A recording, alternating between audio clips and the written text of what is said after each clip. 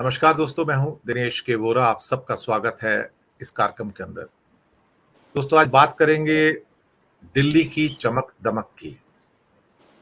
वो चमक दमक जो शायद आपने पहले कभी नहीं देखी होगी। फिर लाइनें कभी कभी याद आती हैं, खास तौर से एक शहंशाह ने बनवा के हंसी ताजमहल। हालांकि लाइन तो ये थी कि मोहब्बत की निशानी दी है, जो शकील ने लिखी थी। सारी दुनिया को मोहब्बत की निशानी दी है। लेकिन फिर बाद में साहिर ने भी उसके ऊपर एक लाइन लिखी थी, जो कहा था कि एक शहंशाह ने बनवा के हंसी ताजमहल, मतलब दौलत का सहारा लेके हम गरीबों का उड़ाया है मजाक। तो मुझे जो दिल्ली में इस समय पब्लिक का पैसा बहाया जा रहा है, सिर्फ 2 दिन की मीट के लिए 4,254 करोड़ तो सरकार ने डिक्लेयर कर दिए हैं। और ये डिक्लेयर्ड अमाउंट है जो 4,254 करोड़ है 2 दिन की मीट का। और जो 19 मीट पहले हुए हैं, ये 20वीं मीट है, 20वीं मीटिंग है ये। तो इसका खर्चा बताया गया, 19 मिनट्स का खर्चा नहीं बताया गया। तो वो भी काफी लैविश रही है। कश्मीर से कन्याकुमारी तक करीब करीब 12-15 शहरों के अंदर वो भी की गई थी, और वहां भी पैसा पानी की तरह बहाया गया था। तो मैं ये समझ के चलता हूँ कि आ, हो सकता है 8-10 हजार करोड़ के आसपास टोटल जो बजट था, इसके ऊपर जो पानी की तरह पैसा बहाया है, जो हमारा टैक्स पेयर्स का पैसा है। कभी कभी हैरानी होती है कि हम बात करते हैं कि जब भारत गरीब था तो शाहजहां ने ताजमहल बनवा दिया था, क्या जरूरत थी? या राजे रजवाड़े अपने किले बनवा लिया करते थे। ये इल्जामात हमेशा आते रहे हैं।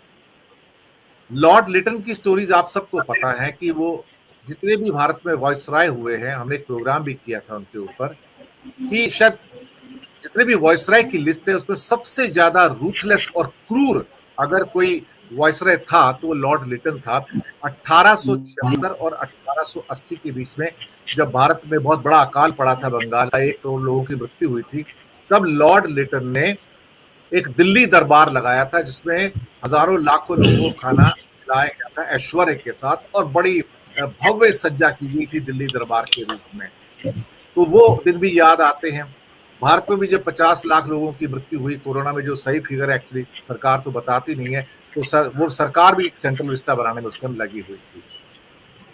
अब एक भारत मंडपम बनाया है, और अगर इनके खर्चे देख लो तो दिल दहल जाता है कि आपने भी एक ताजमहल बनाकर खड़ा करने में कोई कसर यहाँ पर छोड़ी नहीं है। और कुछ जो आंकड़े मेरे पास है, मैं उनको बताना चाहूंगा यहाँ पर। 4,254 करोड़ का खर्चा प्रोविजनल बताया गया है अभी से दिल्ली की मीट का 2 दिन का।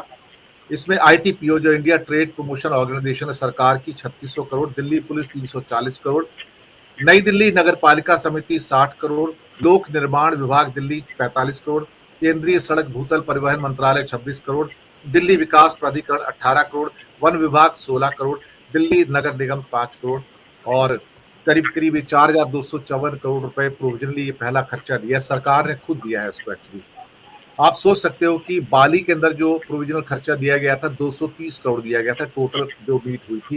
लेकिन हमने तो पैसा ऐसे खर्च किया जैसे कि मोदी जी अक्सर कहते हैं कि, वो अनिल जी ने भी एक बार कहा था कि पैसा मामा के घर से लाए हो क्या। ये बात मनमोहन सिंह के लिए मोदी जी ने कही थी, कि जब मनमोहन सिंह ने कहा था कि हम तो योजनाओं में पैसा लगा रहे हैं, जनता के और जनहित में काम कर रहे हैं, तो तब मोदी जी ने कहा था कि पैसा मामा के घर से लाए हो, टैक्स पेयर्स का पैसा है ये। तो अब शायद हम भी पूछ सकते हैं कि मोदी जी क्या पैसा मामा के घर से लाए हो, जो अपनी शान और शौकत के लिए अपना दिल्ली दरबार जो आपने सजाया है लॉर्ड लिटन की तरह, आप भी वही कर रहे हो। ये तो ऐसा हो गया कि जैसे आप अपना कोरोनेशन कर रहे हो। जैसे क्या कहते हैं, ताजपोशी की सेरेमनी होती है ना, जहां अपने आप को राजा घोषित किया जाता है, तो सबसे बड़ी जो ताजपोशी की सेरेमनी मानी जाती है, ये एक्चुअली G20 नहीं है। ये दरअसल देखा जाए तो ताजपोशी है मोदी जी की, पूरी दुनिया में दिखाने के लिए कि एक नया राजा उभरा है, इसको सलाम करो। सब लोग आके, दुनिया दुनिया के राजा आके, जो छोटे राजा है वो सब लोग आए दरबार में और इनको सलाम करें। लेकिन अंदर इनकी छवि डूब रही है। खासतौर से त्रिपुरा और 2 सीटें जीत ली उन्होंने, सही है, लेकिन बागेश्वर की सीट उत्तराखंड में बहुत मुश्किल से 2400 वोट से जीते हैं, और वो भी तब की उनकी सिंपैथी वोट था।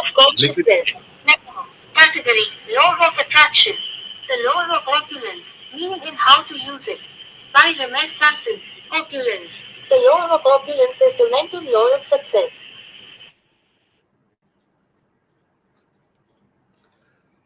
चलिए ठीक है, कोई बात नहीं। तो सीक्वेंस टूट जाता है सारा बीच में बात करते करते, तो कोई बात नहीं। ये सारी जो व्यवस्थाएं हो रही हैं, जो डूबती हुई छवि है, खासतौर से घोसी का जो चुनाव हारा है, और साथ में जो पुथपुली की करला की सीट हारी है, वहां पे जमानत जब्त हुई है बीजेपी की। इसके अलावा जो दुमका सीट है झारखंड की, वहां भी हार हुई है, और इसके साथ धूपगढ़ी की सीट जो टीएमसी ने छीन ली है बीजेपी से वेस्ट बंगाल के अंदर, वो भी एक बड़ी उपलब्धि के तौर पर तो इंडिया गठबंधन की जीत हुई है। तो डूबती हुई छवि को G20 के द्वारा एक शहंशाह उभारने की कोशिश कर रहे हैं, ये आज का सब्जेक्ट है। स्वागत करेंगे अनिल जैन जी का, सुनील शुक्ला जी का, विवेक देशपांडे जी का। बहुत बहुत धन्यवाद, आप लोग जुड़े। और सबसे पहले अनिल जी आपके पास ही आता हूं। सारे परिदृश्य पे टिप्पणी, जहां डोमेस्टिक छवि डूब रही है, टूट रही है, उसको G20 का जो ताजपोशी है, जो राजकरण हो रहा है, यहाँ पर कोरोनेशन हो रहा है, अंग्रेजी में इसे कहते हैं। मैं तो इसे कोरोनेशन ही मानूंगा। एक बड़ा राज दरबार सजाया गया है, बिल्कुल वैसा ही जैसे लॉर्ड लिटन ने 1876 और 1880 के बीच में तब सजाया था, जब भारत में करोड़ों लोगों की मौत हो गई थी अकाल से। अनिल जैन जी। दिनेश जी, बिल्कुल आपने जैसे भूमिका में भी कहा कि जितनी फिजूल खर्ची ये सरकार करती है, शायद ही कोई सरकार करती हो। आज तक मैंने तो नहीं देखा इस देश की किसी सरकार ने, क्योंकि बड़े बड़े इवेंट हुए हैं। नैम का भी इवेंट हुआ था 1980 में हमारे देश में, सब जो है राष्ट्राध्यक्ष आए थे पूरी दुनिया से। तो जैसा आप हैं वैसा आप रहिए। हमारे जो बड़े बुजुर्ग हैं वो कहते हैं जी, जितनी चादर हो उतने पांव पसारने चाहिए। अपना दूसरे को शानो शौकत दिखाने के लिए आप अपने घर में आग लगा दें, ये कोई समझदारी की बात तो है नहीं।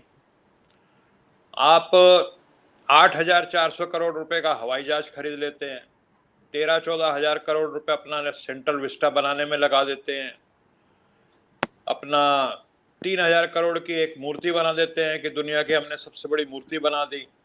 अब 4,000 करोड़ रुपए यहाँ खर्च कर रहे हैं। अभी पता लगा 6,900 करोड़ रुपए एक बड़े उद्योगपति का माफ कर दिया गया। चलो भाई कोई बात नहीं।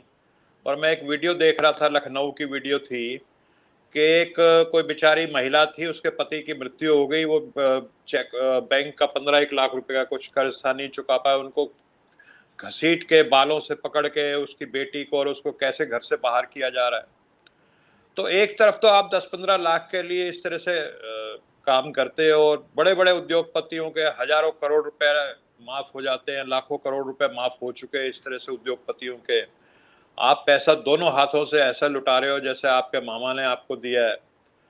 तो ये इस देश में जहाँ इतनी गरीबी है, बेरोजगारी है, लोग वक्त त्राही कर रहे हैं, महंगाई से मर रहे हैं, आप दूध दही सब चीज पे टैक्स लगाते चले जा रहे हैं।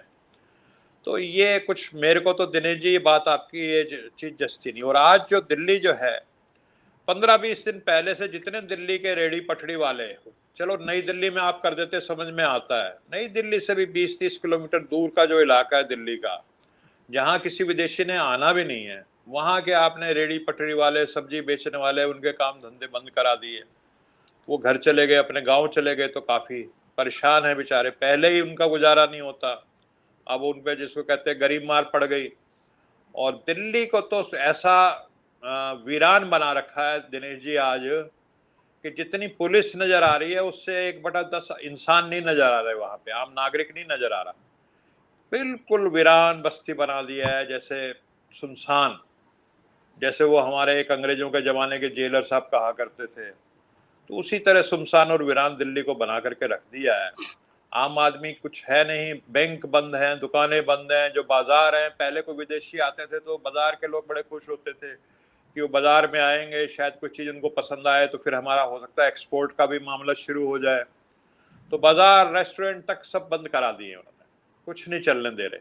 व्हीकल्स की हर आधा किलोमीटर पे चेकिंग हो रही है। एक बार आप पीछे चेकिंग करा के आए, 1 किलोमीटर आगे आपकी दोबारा फिर से चेकिंग होगी। आदमी बिना आईडी कार्ड के तो चल ही नहीं सकता, उसको अपना आधार या कुछ ना कुछ आईडी कार्ड रख के चलना है। तो एक तो ये हाल पूरी दिल्ली का कर रखा है। दूसरी तरफ आप देखें कि इससे हासिल क्या होगा। कुछ जिसको कहते हैं कॉस्मेटिक मुद्दे, जो इकोनॉमिक इश्यूज हैं उन पे अभी शेरपा जो समिट हुई है, और वो आपके नू जिले में एक बहुत आईटीसी गोल्फ का होटल है, बहुत बड़ा आईटीसी ग्रैंड भारत बोलते हैं उसको, वहाँ पे शेरपा मीटिंग हुई और उसमें कुछ इकोनॉमिक इश्यूज के भाई फॉसिल फ्यूल कितना यूज़ करना है, क्लाइमेट को कैसे ठीक करना है, इस तरह के दो चार मुद्दों पे बात जरूर हुई है, लेकिन जो जियो पॉलिटिकल मुद्दे हैं वो नहीं हो पा रहे। और यूरोपियन जो देश है उन्होंने बिल्कुल कह दिया है कि हम यूक्रेन की बात करेंगे, और रशिया वाले इस बात को लेकर के बिल्कुल अडिग है कि अगर आपने यूक्रेन की बात करी इस तरह से तो फिर ये समिट जो है, जो इकोनॉमिक इश्यूज के लिए बना हुआ है, उसको हम बिल्कुल बर्दाश्त नहीं करेंगे, इसमें जो भी फैसले नहीं हो पाएंगे जो आप चाहते हैं। उधर वो चीन के जो हमारे जो है ली जीपिंग साहब वो नहीं आए, उन्होंने एक बिल्कुल तीसरे चौथे घटिया दर्जे का एक किसी को भेज दिया, चाइनीज प्रीमियर है जो जिसको कोई जानता भी नहीं, जिसका लोगों ने नाम तक नहीं सुना। और ये सब चीज के बावजूद दिनेश जी, मैंने अभी 1 घंटा पहले ट्वीट देखी है सुब्रमण्यम स्वामी की, जो उन्होंने एक गुवाहाटी से न्यूज़पेपर निकलता है सेंटिनल, बहुत पॉपुलर है वहाँ पे नॉर्थ ईस्ट में, उसका हवाला देते हुए बताया है कि कैसे लगातार चीन जो है अपने जो ट्रुप्स अरुणाचल प्रदेश में बढ़ाता चला जा रहा है। और बड़ी उन्होंने भविष्यवाणी की है कि, अब मैं उनको कोट कर रहा हूँ, I quote Subramanian Swamy, China में overrun and absorb with Tibet our state of Arunachal in this October November, meanwhile Modi can look in the mirror and say to people of truncated Bharat, कोई आया नहीं। तो इतनी बड़ी घटना होने जा रही है, ये सुब्रमण्यम अगर स्वामी कहते हैं, और सेंटिनल जो न्यूज़पेपर है गुवाहाटी का बड़ा जाना माना अखबार है, वो इस बात को कह रहा है। टेलीग्राफ इंडिया ने भी कुछ इस तरह की बात को रिपोर्ट किया आज। तो मतलब चाइना ने बिल्कुल फैसला कर लिया है, वो जो नक्शा उनका पिछले दिनों आया था कोई ऐसे ही नहीं आ गया, उन्होंने बिल्कुल पक्का फैसला कर लिया है। और troops, highways, tunnels, heliports, airports उन्होंने बॉर्डर के ऊपर बहुत ज़्यादा बढ़ा दिया है, और उसमें कुछ हो नहीं रहा। तो असली जो जो एक प्राइम मिनिस्टर की, एक राष्ट्राध्यक्ष की जो जिम्मेवारी होती है, देश की एकता, अखंडता, देश के लोगों को उनकी खुशहाली, उनके दुख दर्द दूर करना, वो कहीं नजर नहीं आ रहा। और ये जो बार बार इवेंट्स करना, इवेंट मैनेजमेंट करना, इवेंट्स के जरिए आपको बड़ा दिखाना, ये चल रहा है, ये हमारी समझ से परे है दिनेश जी। जी, ये आपने बिल्कुल सही